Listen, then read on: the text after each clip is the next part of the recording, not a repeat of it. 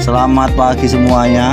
Perkenalkan, saya Ahmad Rudianto, mahasiswa RPL angkatan 2025R, jurusan Ilmu Administrasi Negara, Visipol Unesa. Di sini kami mencoba membuat tugas video terkait mata kuliah Manajemen Sumber Daya Manusia yang diampu oleh Bu Eva Hanifanida SAP MAP dengan judul Mengapa Sumber Daya Manusia di Indonesia terganggu?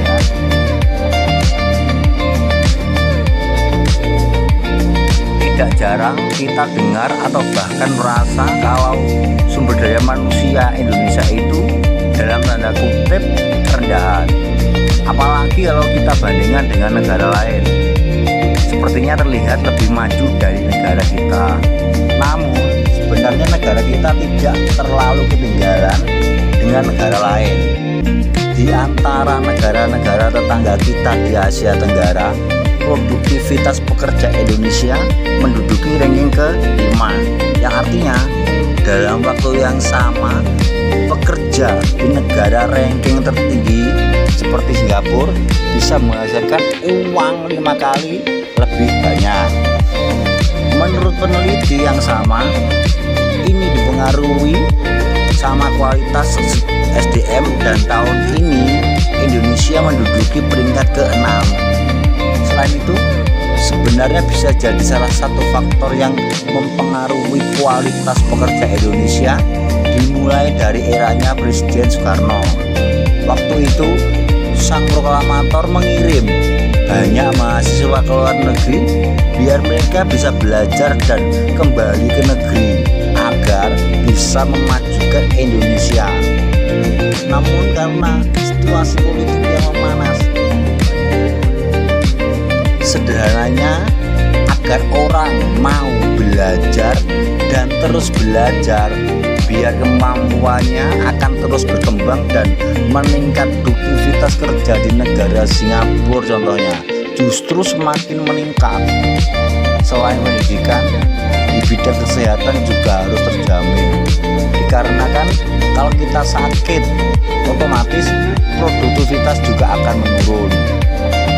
Di Indonesia sebenarnya sudah ada beberapa usaha untuk meningkatkan kualitas sumber daya manusia melalui pengelolaan yang tepat.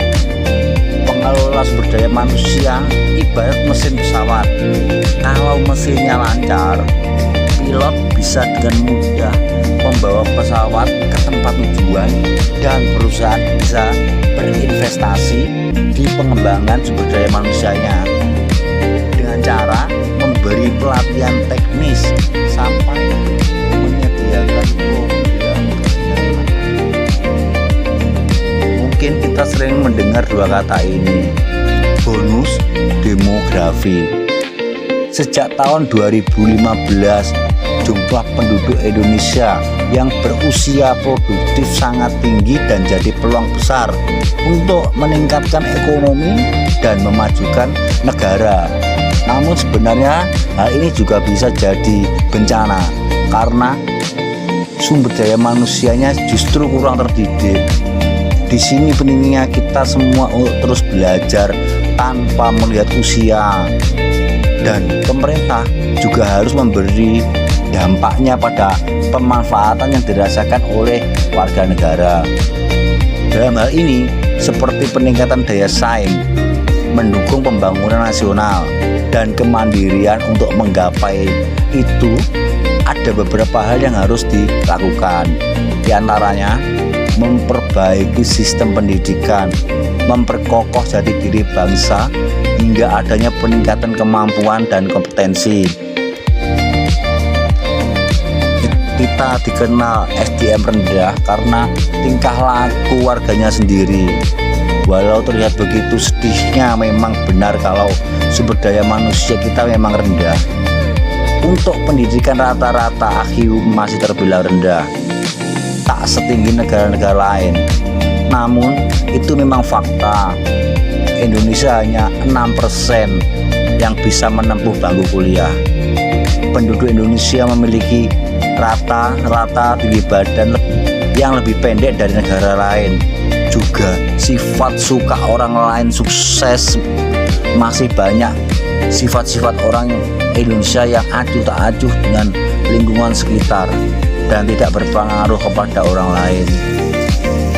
Apa penyebab utama SDM kita rendah?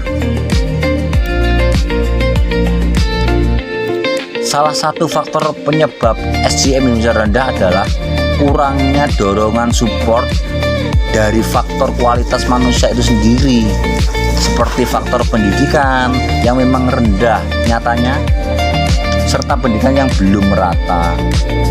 Dalam fasilitas kesehatan yang tidak merata juga yang menyebabkan poin kesehatan warga kita cukup rendah juga, yang pada intinya salah satu faktor dari hanya bisa diperbaiki oleh dua belah pihak, yaitu pemerintah atau pemimpin negara dan juga warganya. Kita tidak bisa menyalahkan pemerintah sepenuhnya hanya karena pemerintahnya tidak seperti yang kita harapkan. Namun sebaliknya, warga yang baik harus memenuhi dan melaksanakan semua aturan yang berlaku dan yang dibuat oleh pemerintah, sehingga SDM menjadi faktor yang penting yang kalau bermasalah itu berbahaya di sebuah negara dan memang harus diperbaiki oleh kedua belah pihak. Kadang masih ada yang secara tidak sadar menolak mengakui kenyataan atau fakta yang menyakitkan, mengancam atau membuat stres meskipun bukti jelas sudah ada. Meskipun begitu, tidak bisa dipungkiri masih banyak warga kita yang memiliki sumber daya manusia yang cukup tinggi, terbukti dari banyaknya orang-orang baik yang ada di sekitar kita, membagikan konten-konten kreatif, membagikan konten-konten yang bersifat edukatif.